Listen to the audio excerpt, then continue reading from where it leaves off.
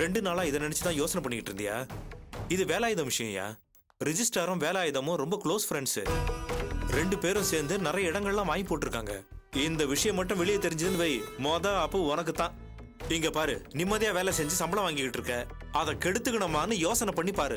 நீங்க சொல்றதெல்லாம் சரிதான் சார். ஆனா கல்யாண பொண்ணுக்கு வேலாயுதத்தை கட்டிக்க விருப்பம் இல்லைன்னு என் ஃப்ரெண்டு சொன்னானே. அதை பத்தி நாம ஏன் கவலை பண்ணோம்? அது அவங்க பிரச்சனை. முதல்ல உன்னை காப்பாத்திக்கிற வழியை பாரு. ஃப்ரெண்ட்ஷிப் எல்லாம் வெளியில வச்சுக்க. அது ஆபீஸோட கலந்தனா உனக்கு தான் வேலை போயிடும். இந்த ரெஜிஸ்டாரை பகைச்சிக்கிட்டு நாம இங்க இருக்க முடியுமா? நாளைக்கு அவருக்கு உண்மை தெரிஞ்சதுன்னா உன்னை உண்டு இல்லைன்னு பண்ணிடுவாரு. இது பெரிய இடத்து சமாச்சாரம்ப்பா. இதுல தலையிட்டு உன் வாழ்க்கையை கெடுத்துக்காத. உடனே இதுக்கு என்ன பண்ணணுமோ அதை செய்யற வழியை பாரு. அந்த பொண்ணுக்காக நீ இறக்கப்பட்டா உன் குடும்பம் ரோட்டுக்கு வந்துடும். அதை மனசுல வச்சுக்கிட்டு ஒரு முடிவுக்கு வா.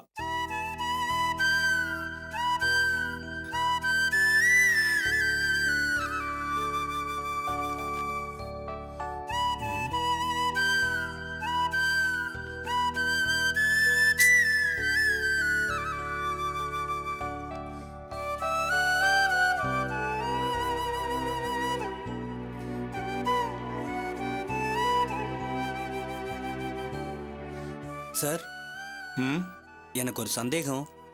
என்னையா? அன்னைக்கு பிரேக் இன்ஸ்பெக்டர் வந்து உங்களுக்கு கல்யாண பத்திரிக்கை கொடுத்தாரு இல்லையா?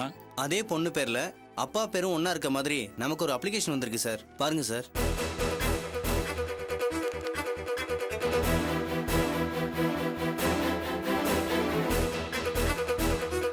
ஆமாய்யா, பொண்ணோட பேரு பொண்ணோட அப்பா பேரு ரெண்டும் ஒன்னா இருக்க, எப்படியா வந்தது? அதான் சார் எனக்கும் சந்தேகமா இருக்கு. எதுக்கும் உங்கள்கிட்ட காட்டிடலாமேன்னு தான் எடுத்துட்டு வந்தேன் சார். நீ அப்ளிகேஷன் கொடுக்கும்போது சரியா விசாரிச்சியா இல்லையா? நல்லா விசாரிச்சுட்டு தான் சார் உங்கள்கிட்ட கையெழுத்து வாங்க வந்தேன். நல்ல வேலை, இப்போவாது கண்டுபிடிச்சியே. வேற ஏதாவது குழப்பம் இருந்தா வேலாயுதம் சும்மா விட மாட்டாரியா? பெரிய பிரச்சனையா இருக்கும். சரி இருக்கட்டும், நான் வேலாயுதத்தை கேட்டு கிளியர் பண்ணிக்கிறேன், நீ போ.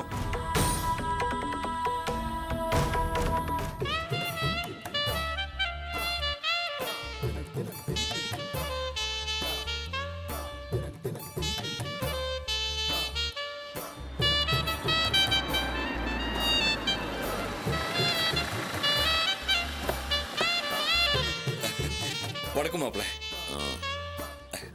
வாங்க வாங்க.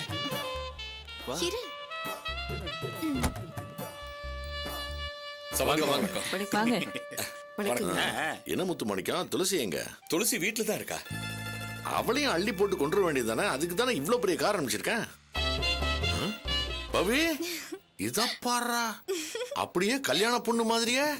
என்ன அழகு, என்ன அழகு. அடாடா. ஏய் பவி, வெயில் நின்னு கருத்து போட போற. Come and stand next to me.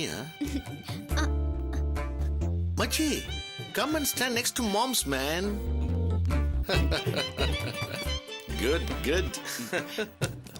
பவி வா. இவ இங்கே இருக்கட்டும், இங்கே நிழலா தான் இருக்கு.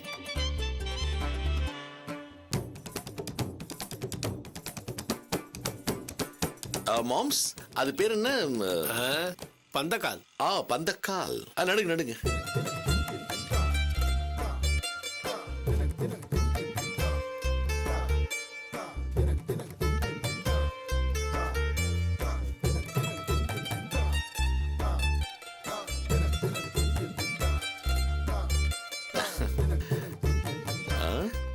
யா யா அக்கா, முடிஞ்சுதா? இத முடிஞ்சிருச்சு தம்பி.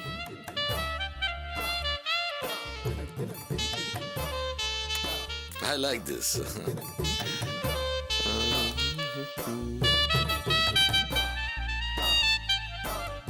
Yep. இந்தாங்க. அவ்வளவுதானக்கா? முடிஞ்சிருச்சு, போலாம். வாங்க. மாப்பிள்ள, அப்ப நாங்க கிளம்புறோம். என்னையா என்ன பேசுற? அக்கா உங்களுக்கா வீட்டுல டிஃபன்லாம் ரெடி பண்ணி வச்சிருக்காங்க. நாங்க வீட்டுல சாப்பிட்டு தான் வந்தோம். நோ வே, நீங்க கண்டிப்பா வீட்டுக்கு வந்து டிஃபன்.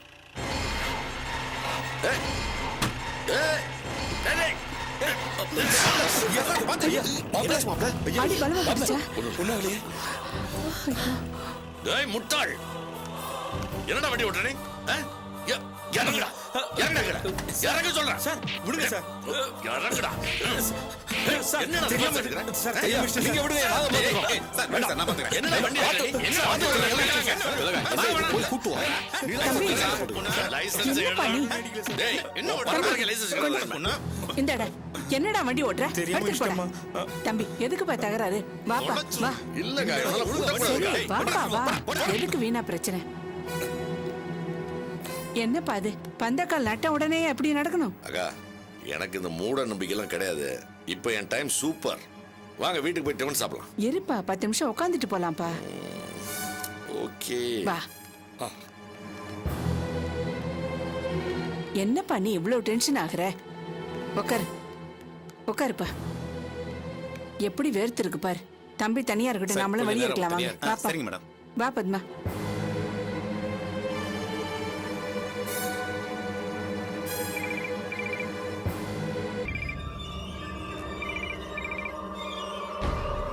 ஹலோ வேலாயுதம் சார் நான் தான் ரிஜிஸ்டார் மோகன சுந்தரம் பேசுறேன். சொல்லுங்க சார் இப்பதான் அந்த பந்தக்கால் ஃபங்க்ஷன் முடிஞ்சது சொல்லுங்க என்ன விஷயம் சார் ஒரு கிளாரிஃபிகேஷனுக்காக ஃபோன் பண்ணேன். நீங்க கல்யாணம் பண்ணிக்க போற பொண்ணு பேரு துளசி, அவங்க அப்பா பேர் முத்துமாணிக்கன்னு பத்திரிகையில போட்டுருந்துச்சு. ஆமா அதுக்கு என்ன இப்போ அதே மாதிரி துளசிங்கிற பேர்ல ஒரு அப்ளிகேஷன் வந்திருக்கு. அதான் உங்ககிட்ட விசாரிக்கலான்னு. அப்பா பேர் என்னன்னு போட்டிருந்தது அவங்க அப்பா பேரு முத்துமாணிக்கன் தான் போட்டிருக்கு. அதான் எனக்கு டவுட் வந்துச்சு. பையன் பேர் என்ன ஆனந்த்னு போட்டிருக்கு சார். பையன் கான்ஸ்டபிளா இருக்கான். உங்க கல்யாணமும் அவங்க கல்யாணமும் ஒரே டேட் தான். அதான் சந்தேகப்பட்டு உங்களுக்கு ஃபோன் பண்ணேன். கான்ஸ்டபிள் ஆனந்தா அப்போ அவன்தான் சரி நீங்க அந்த அப்ளிகேஷன் அப்படியே நிறுத்துவீங்க நான் உங்களுக்கு அப்புறமா ஃபோன் பண்றேன் சரி சார்.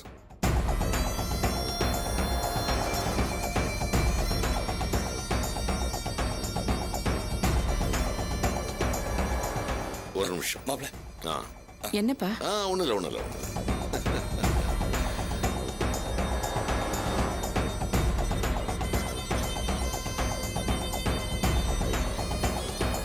உன் பொண்ணு துளசிக்கும் அந்த கான்ஸ்டபிள் ஆனந்துக்கும் ஏதாவது தொடர்பு இருக்கா சத்தியமா அப்படிலாம் எதுவும் இல்ல மாப்ள.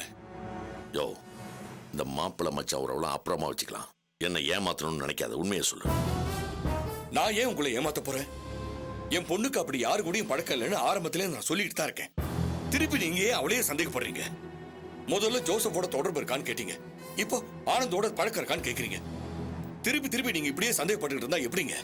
யோ உன் பொண்ணு 2 பேர் பொண்ணு கேட்டு உன் வீட்டுக்கு வந்திருக்காங்கய்யா நான் பேசுறது மட்டும் உனக்கு தப்பா தெரியுதா வேலை இதுகிட்ட தான் பணத்தை வாங்கிட்டோமே இனிமே அவன் எதுக்குன்னு உன் பொண்ணை அந்த பையனோட அனுப்பி வச்சிட்டியா அவளை அனுப்பி வச்சுட்டு இங்க பந்தக்காலுக்கு வந்திருக்கேன் இதை பாருங்க நானும் எவ்வளவோ பொறுத்து போயிட்டு இருக்கேன். நீங்க தான் இந்த விஷயத்துல கொஞ்சம் ஓவரா போயிட்டு இருக்கீங்க. ஒண்ணு என் பொண்ணு மேல நம்பிக்கை இருக்கணும், இல்ல என் வார்த்தை மேல நம்பிக்கை இருக்கணும். இதுக்கு மேல உங்களுக்கு எப்படி சொல்லி புரிய வைக்கிறது?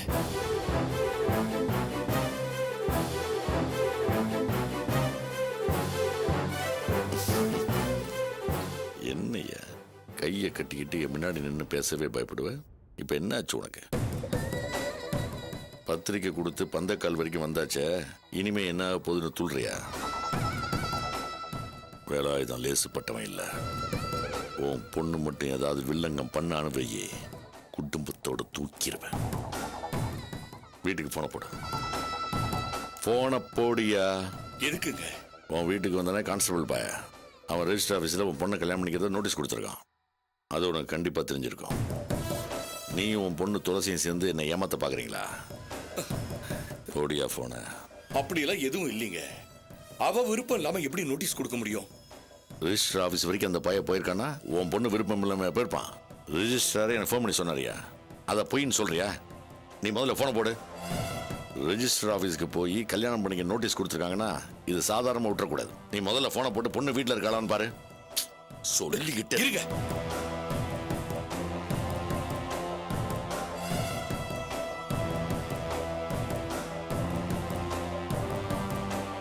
சீக்கிரம் பேசியா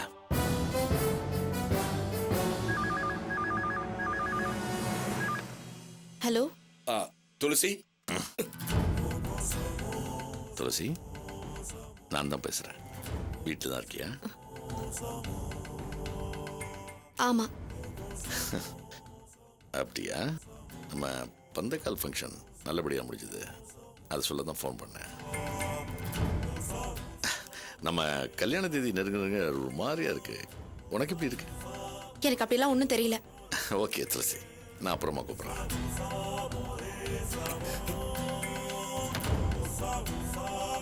என்ன உங்க சந்தேகம் தீந்துருச்சா?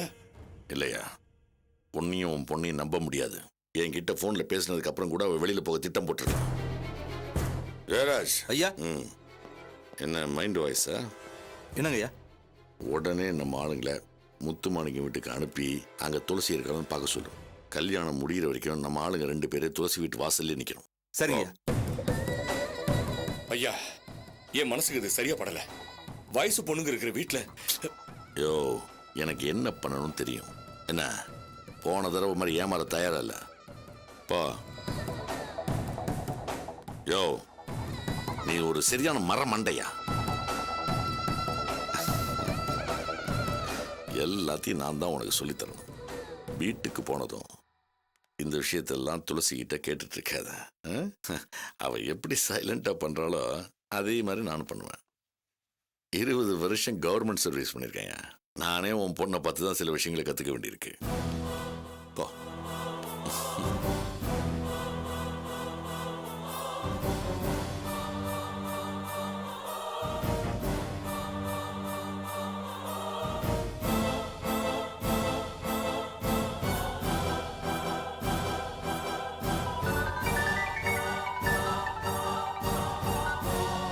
சொல்லுங்க சார்.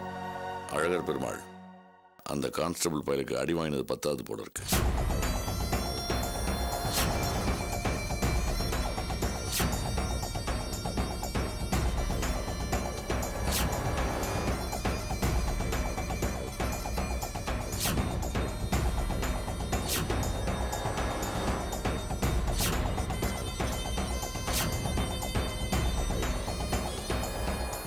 நீங்க சொல்ற விஷயம் உண்மையாவே இருந்தாலும் நீங்க எந்த ஒரு கவலையும் படாதீங்க சார். நான் பாத்துக்கிறேன் சார். நீங்க பாட்டுக்கு ஜாம் ஜாம் கல்யாணத்தை நடத்துங்க சார். தேங்க்யூ.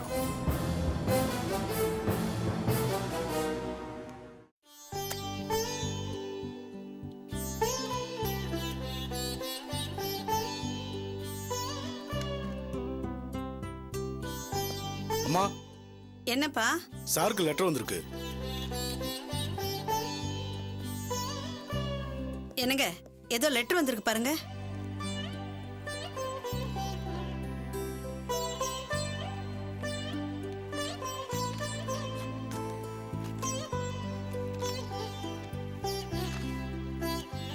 இது என்ன?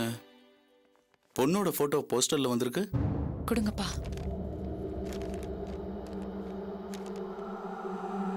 அன்புக்கும் மரியாதைக்கும் உரிய வீரராகவன் சார் அவர்களுக்கு.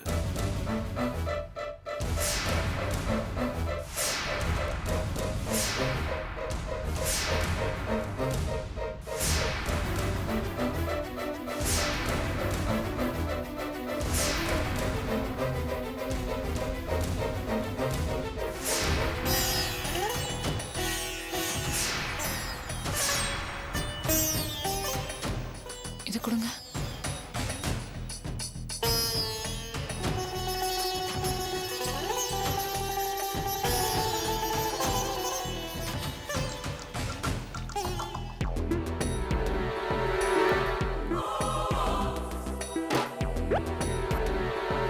என்ன லெட்டருங்க அது?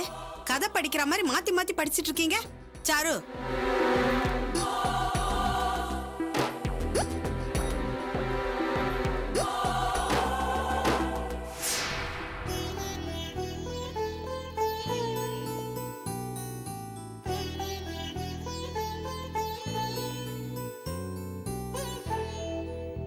என்னங்க இது? அதான் எனக்கும் புரியல. அன்னை கூட ஒரு பொண்ணு ஃபோன் பண்ணி தமிழரச பத்தி தப்பா சொன்னா. இன்னைக்கு இப்படி ஒரு லெட்டர் வந்திருக்கு. அன்னைக்கு ஒரு பொண்ணு ஃபோன் பண்ணாளா? யாருங்க அது? என்கிட்ட சொல்லவே இல்லையே நீங்க. ஆமா காயத்ரி, அது எனக்கு அப்ப முக்கியமான விஷயமா படல. ஆனா இப்ப இந்த லெட்டரை படிக்கும்போது சாதாரணமா எடுத்துக்க கூடாதுன்னு தோணுது. அதுக்குதான் நம்ம ரேஞ்சுக்கு பார்க்கணும்னு சொல்றது.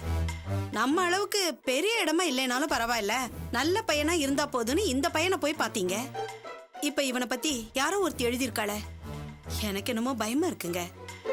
எதுக்கும் நீங்க இன்னொரு தடவை நல்லா விசாரிச்சு பாருங்க.